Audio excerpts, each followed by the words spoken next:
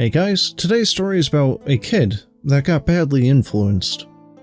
So, I'm from the UK, and this story happened early last year. I was visiting relatives who live in Arizona for the first time, and this was also my first time I had ever been to the US. One of those relatives was a cousin I knew relatively well because we both talked a little bit on Facebook, and we were both interested in D&D. He's the good one in this story. His younger brother, however, I didn't know very well, and he seemed very reclusive. Regardless, I arrived in Arizona with my family and met with the good cousin, who we'll call Steve. Steve was happy to see me, and we immediately hit it off. The bad cousin, who we'll call Max, didn't seem to be very interested in me or my other family members, who had come all this way to see him. Everyone else we met in the family, such as Steve's mom and dad and his two sisters, were very amiable and open. Steve suggested that we play D&D with him as DM, and that he was planning for when I visited him. Altogether, it was him, two of his friends, and Max, as well as I, and I was excited. But Max still seemed very quiet and aloof. And the day right before the game, Max finally had a proper first conversation with me, which was more than just a nod and an affirmative grunt this time. He's about 16, and I'm in my 20s. He started asking me questions about what life is like in the UK, and his questions were very odd. I rather immediately knew that his entire history of the UK came from films and internet memes. He wholeheartedly believed some common stereotypes with no nuance or investigation on his part, and he was surprised my teeth were in good condition, and that I didn't need a license to buy a screwdriver and tools, or something else like that that's weird. He also appeared to believe that we were overrun by socialist goons and thought our government was a left-wing cabal, despite the fact that around this time there was more than 10 years of Tory austerity, which somehow was beyond his knowledge. I was wise enough not to get into stupid political arguments with a 16-year-old kid, however, and I tried not to be antagonistic, and passively corrected a few of the weirder assumptions that he was having. I also didn't mention very much about the faults of the US, as some sort of retaliation, but he claimed that free ambulances in Europe were unfair, and I need not say how ridiculous it is that I find having to pay $4,000 or more for an ambulance is in the US. I would also like to add that I am chronically ill, so I very much depend on our health service in the UK, and a welfare safety net. My trip to the US was funded by my American relatives who wanted to meet me and my other family. I will also say that I'm not at all patriotic. I'm plenty embarrassed by things that go on in Britain, and I am often a harsh critic. But Max's ideas about what life is like in the UK were conspiracy theories and pure nonsense, and as such, I simply told him that they weren't true. Max also said some strange, ableist things about the weak, and I had no energy to get into some long argument with him. I, of course, found all of this offensive and rude, but again, I was as passive and as polite as I could be. I calmly dismissed some of his wacky ideas and went to speak more with Steve and the rest of his family. Max gave me daggers, and red flags abound. Later on, I saw the inside of Max's room only briefly, as his door was open in the hallway. He had various flags on his walls, such as a "Don't Tread on Me" flag and a few other ones that I didn't recognize. I decided not to enter his room, of course, as all of this made me very much more wary. I tentatively asked Steve about Max, and he said that Max was a bit quiet, and that he found him confusing. But he knew how to avoid arguments with him, so they don't really have many, or any real bust-ups. My gut felt bad, and I was a little bit baffled about how Steve and the others were all very lovely and kind and welcoming, while Max was this brooding creep. Finally, when we all started playing D&D, we were in the garage, and Steve's friends came over. Both of them were very polite and were fun to be around, and Steve had been great to me the entire holiday, and we were all excited to play and had character sheets ready. Steve had a DMPC who was a human wizard to help fill out the party. Max was a Kenku rogue, and the other two friends were two elvish siblings, one being a cleric and the other one a paladin. Max's Kenku immediately didn't like my tabaxi as we met up in the tavern. As you see, Max doesn't like cats, and nor does he like furries. However, I am not a furry. I just like cats and monks, and this character was a character I played in various one-shot games based off of my actual pet cat. My tabaxi had barely even spoken before Max's Kenku showed his distaste. Steve, as his wizard, thankfully settled him down, and we could soon begin our adventure. The party were all being paid to find and kill a monster in the woods that had been pestering the small town.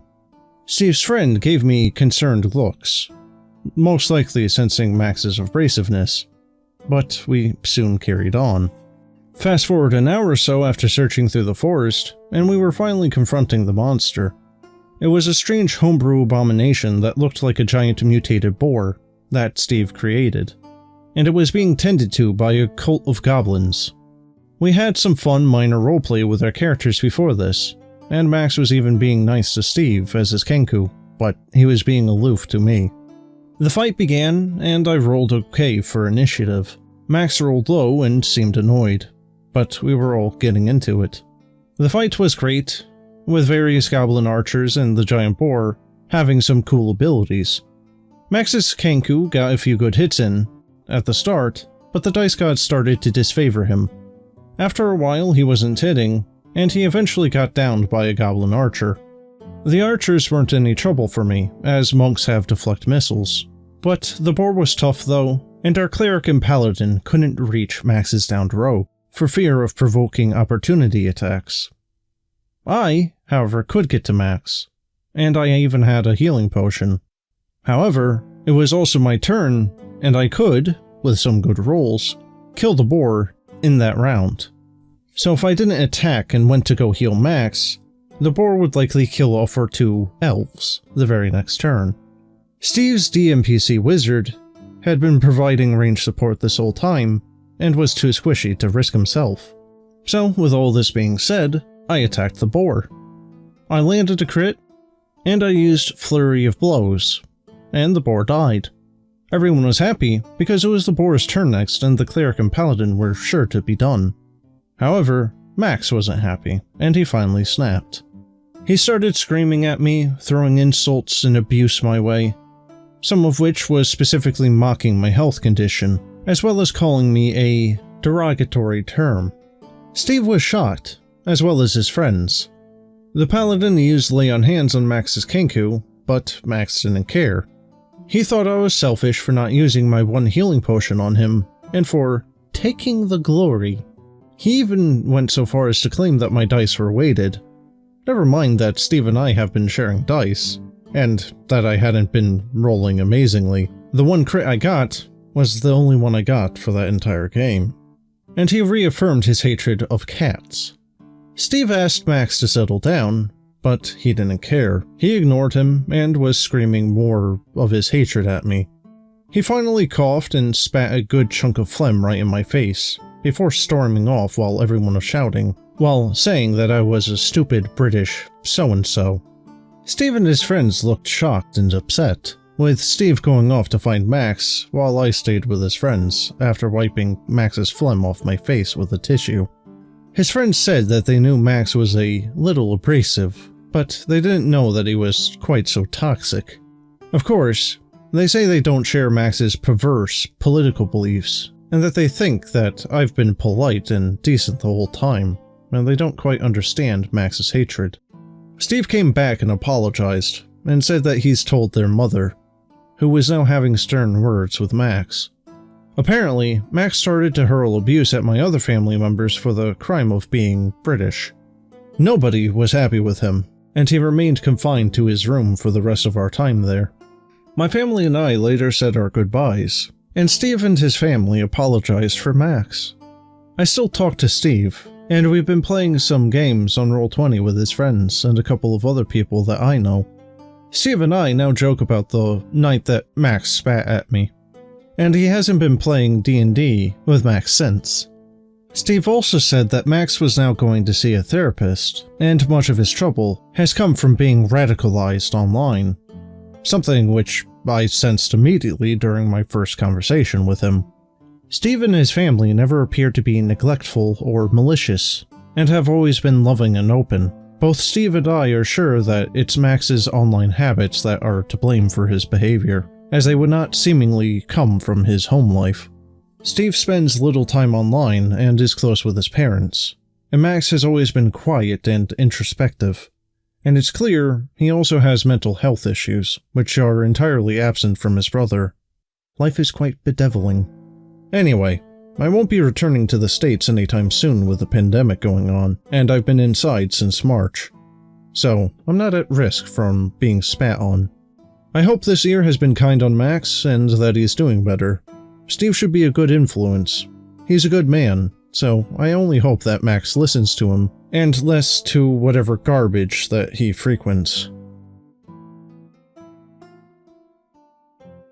Well guys, at least Max is hopefully getting the help he needs, although the pandemic might be putting a spanner in the works for that one. And when it comes to people like this, especially if they're your own family, I don't think you can be passive with it. You have to confront them with it, because it is a bad thing that they should not be allowed to go down for a road. But in any case, that's the end of the video. I hope you enjoyed, and if you did, maybe think about subscribing and joining my Discord to chat and hang out. But as always, have a good one.